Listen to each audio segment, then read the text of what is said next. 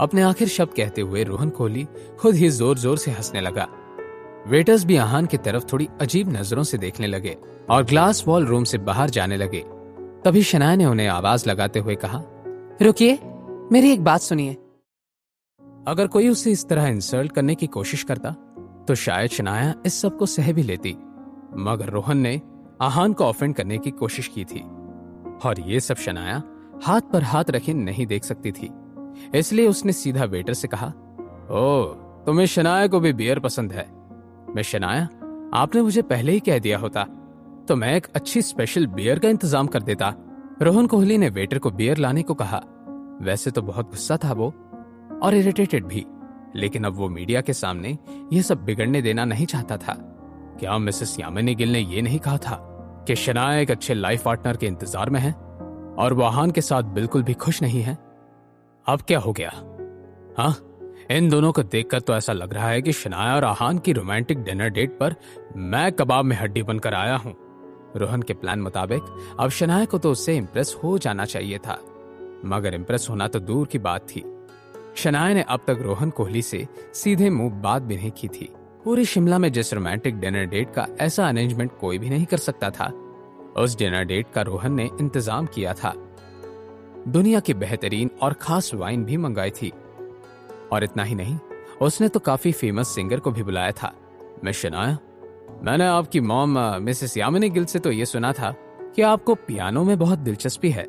क्योंकि शनाया के पास कोई दूसरा चारा नहीं था तो उसने बेमन से हाँ कह दिया। ऐसा है कि मिस शनाया, मुझे भी पियानो और म्यूजिक बहुत पसंद है।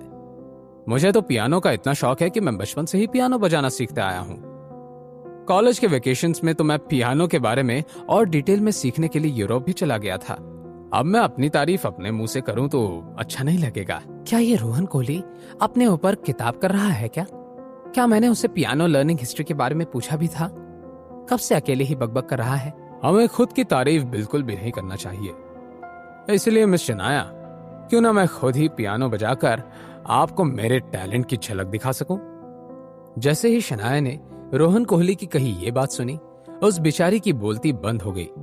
बहुत देर तक जब शनाया ने उससे कुछ नहीं कहा तो रोहन ने उसके जवाब को हाँ में कंसिडर कर लिया और शनाया को कुछ कहने का मौका दिए बगैर ही अपनी जगह से उठ खड़ा हुआ और जाकर ग्लास वॉल रूम के बीचों बीच खड़े हुए पियानो की सामने रखी चेयर पर जाकर बैठ गया। इस वक्त रोहन एक बहुत ही फेमस म्यूजिशियन बेथोवन की कंपोज की हुई धुन बजा रहा था। उस धुन का नाम था टू अलाइस। टू अलाइस दुनिया की सबसे फेमस और पसंदीदा मेलोडीज में से एक मानी जाती है।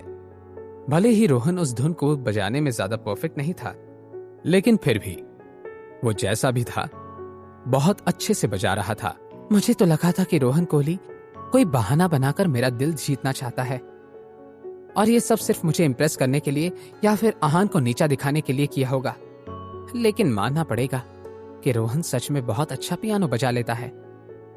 थोड़ी ही देर में रोहन ने पूरी धुन बजा ली और पियानो के आगे से हट गया। मिस शनाया, क्या आपको मेरी की हुई बेथोवन की धुन पसंद आई? कोई उसमें गलती नजर आई?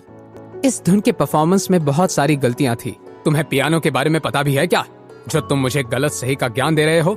जब आहान 3 साल का था तब से उसकी मॉम नैना माथुर ने उसे पियानो बजाना सिखाया था।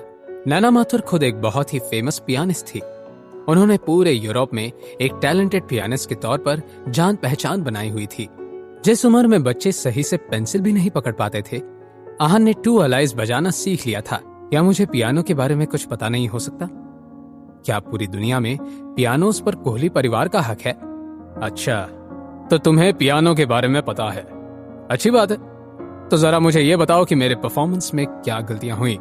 तो सुनो, पहली गलती, धुन की शुरुआत में तुम्हें प्रीलूड बजानी चाहिए थी, लेकिन तुमने जी शार्प की को प्ले किया। उसकी वजह धुन थोड़ी बेसुरी हो गई थी। दूसरी गलती, तुम्हारी स्पीड, जिसे म्यूजिकल भाषा में लय कहा जाता है, वो बहुत ही स्लो थी, जिसकी वजह से यह धुन थोड़ी उदास भरी लग रही थी, जबकि टू अलाइज का इमोशन खुशनुमा है। तीसरी गलती, बीच के दूसरे अंत में जो 7वां स्वर था उसे तुमने स्किप कर दिया था। वह स्वर ही तो इस धुन का एसेंस है। उसी स्वर की वजह से यह धुन इतना यादगार बनती है। साथ ही और कई स्पेसेस हैं जहां पर तुमने बहुत से स्वरों को बजाया ही नहीं है। वैसे और भी गलतियां हैं जो कि बहुत ही सिली मिस्टेक्स थी और जिनकी वजह से ये धुन को तुमने बर्बाद कर दिया था। अगर तुम चाहो तो मैं डिटेल में एक एक करके शुरू करता हूँ। तुमको ये सब कैसे पता चला? तुम्हारी गलतियां ही इतनी सारी थी कि मैं चाहकर भी नजरअंदाज नहीं कर सकता था। वैसे पियानो बजाने में बहुत बुरे हो रोहन तुम्हें और ज्यादा प्रैक्टिस की जरूरत है। क्या? मुझे और ज्यादा प्रैक्टिस की जरूरत है? क्या मैं कोई सपना देख रही हूं? ये आहान ही है ना, या फिर कोई और? आगे इस लाइव डेट में क्या क्या होने वाला था? क्या रोहन अब हार मानने वाला था या फिर आहान उसे हराने के लिए कुछ और भी करने वाला था? जानने के लिए देखिए अगला एपिसोड सिर्फ पॉकेट एफएम के यूट्यूब चैनल पर। और सीक्रेट अमीरजादा के सारे एपिसोड्स को सुनने के लिए डिस्क्रिप्शन में दी हुई लिंक से डाउनलोड कीजिए पॉकेट एफएम।